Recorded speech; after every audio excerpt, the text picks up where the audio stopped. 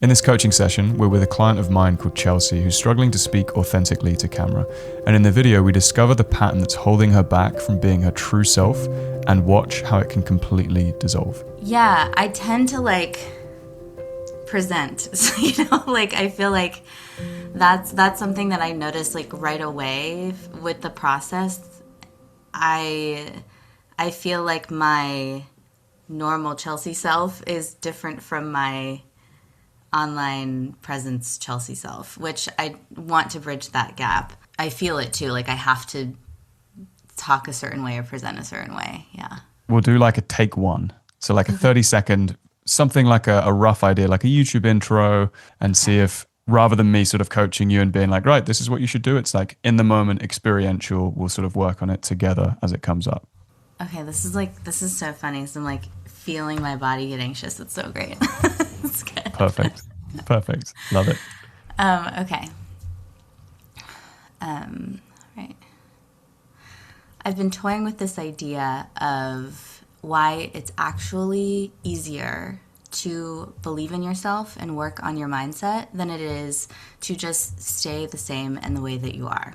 Initially, it might seem like more work to believe in something that you don't see as possible yet, but actually the time that it takes to go back and forth between making a decision, do I keep doing this? Do I take this audition?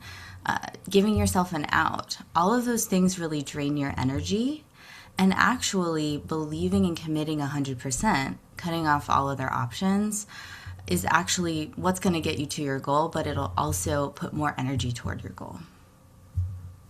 Great. How are you feeling right now as you are talking? What's coming up for you? Pretty extreme real-time self-monitoring. And then I trip over it, I think. There were small moments where I was thinking oh, that was kind of dumb. Or just little thought bubbles. And I was no, it's fine. It was it's sort of choosing instead of the thought oh, that's dumb being correct. It's oh no, actually the way it's coming out is the way it should come out because this is how I'm feeling. It's sort of choosing that actively. How are you feeling? What emotions are present and how are you able to feel sort of what's happening in your body? Yeah, I feel there is a slight bit of anxiety, but generally I feel pretty calm. I think it's just, I've never done this before, so I think there's just a little bit of an element of anxiety, yeah.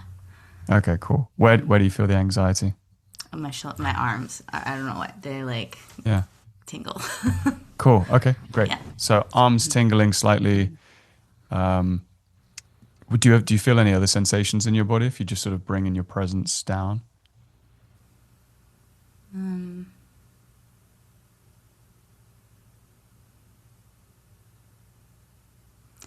Yeah, a little bit of tension in my chest, slightly.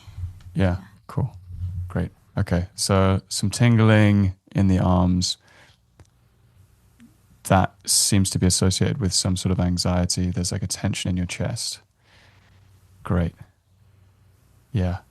What would it be like to say that little piece to camera again, whilst really being in touch with what you're feeling, and not trying to change it, to try not to be anxious, to not try to maybe cut it off and just be whoever you are and ignore that, and see if you can almost speak slightly anxiously. Not trying to speak anxiously, but just speaking with whatever's present. So I might feel nervous now, and it might be a sort of nervous excitement, or it might just be nervousness. And I can speak being in touch with that nervousness. And because I'm in touch with it, it makes me more authentic and engaging. Right. Okay. Even though it's a negative thing that maybe I wish wasn't there, but the fact that that's just who I am right now, I'm not gonna betray that. I'm not gonna commit that really subtle act of self-abandonment to be okay, I'm not gonna feel that, and I'm just gonna be who I am and how I feel right now. Yeah. Sorry, I have to write that self-abandonment line down. There's also, it sounds like in general, there's quite a lot of thinking going on whilst you're speaking. So it's almost like I'm saying something, but my mind is then judging that in real time as I'm speaking. And then I have Yeah. to like correct my mind with the Yeah. positive talk of, no, no, it Yeah. is fine, It's fine. which is amazing because that's all, how is that all happening whilst you're speaking? That's incredible. No, but like, it's so funny because you're literally like coaching me on everything I coach people on when they play the flute, right? Hmm. Like, it's so fun. I mean, and flute doesn't have words, so any words we think are like kind of irrelevant to what we're doing, in general. But it is interesting. I'm like, oh yeah, I've really learned how to not do that and just be purely intentional of like, this is what I want to say when I'm playing the flute, and so I feel like that has not. But speaking is obviously newer. You're learning how to have a great mindset when playing a new instrument, which is speaking. Yes, exactly. Yeah, which is very similar. You just got to apply it. Yeah, yeah. Let's try just one more exercise that will see if we can connect the brain with the mouth a little bit more. So it's all in one. It's all in one thing, rather than other stuff happening. Yeah. Let's try and slow it down a little bit. So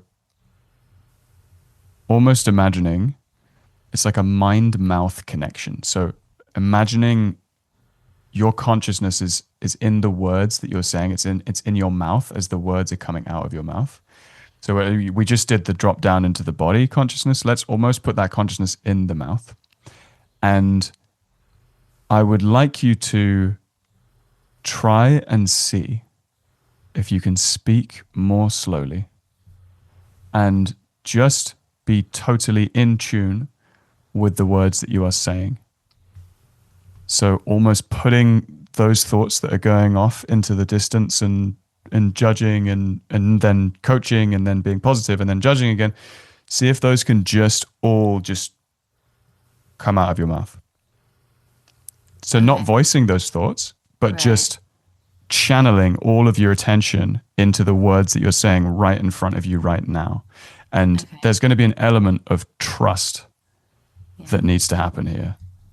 So you have to have faith. You have to trust that my mind is blank right now.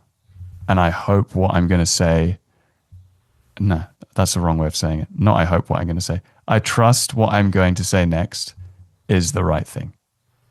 I have faith because that's what your mind is scared of, that you're going to say something. You're going to say something that doesn't make sense or is silly, or the way that you're going to say it is perceived as not an expert or whatever that might be. Right. And so just having trust that whatever is coming out is the right thing. Okay. Whenever you're ready. Okay. I've been toying with this idea that it's actually easier to believe in yourself than it is to not believe in yourself. You might not believe in yourself right now, and if we keep going down that same road, you probably have big goals. There's auditions coming up. There are things that you really want to do. But when we aren't totally sure of ourselves and we haven't 100% committed, then we tend to waffle back and forth. We think about whether each practice session is worth it. We start to think, oh, if I don't have a good day here or there, that means that I shouldn't take this audition or I shouldn't do this thing. Rather than constraining and actually deciding, cutting every other option off and saying, this is what I want to do. I'm going to believe in myself and work on believing in myself to get there. Then we're not actually leaking energy. We're not spending a lot of time thinking and going back and forth about whether it's worth it to actually go after what we want. Amazing. So good. So good. How did that feel? I felt so much more grounded. Yeah, the like mental chatter was like totally dissipated, I think. That was great. And I really felt like that was a more authentic Chelsea that I saw in front of me. And It makes total sense. Like if you're not, like how connected would you be in a conversation to somebody if the person was speaking to you whilst thinking about either other things or thinking about how you're perceiving them in real time and then judging themselves and then trying to be positive, and then that loop that happens. You probably you wouldn't know what's going on inside them, but you'd feel something like, oh, they're not quite here. Versus the Right. person who is, every word that I'm saying, I'm right here with you. I'm feeling my body whilst I'm talking to you because it's just one experience and it's just one direct channel. And that's what just happened between the first take versus the take that we just did. Yeah. Okay. That's really helpful.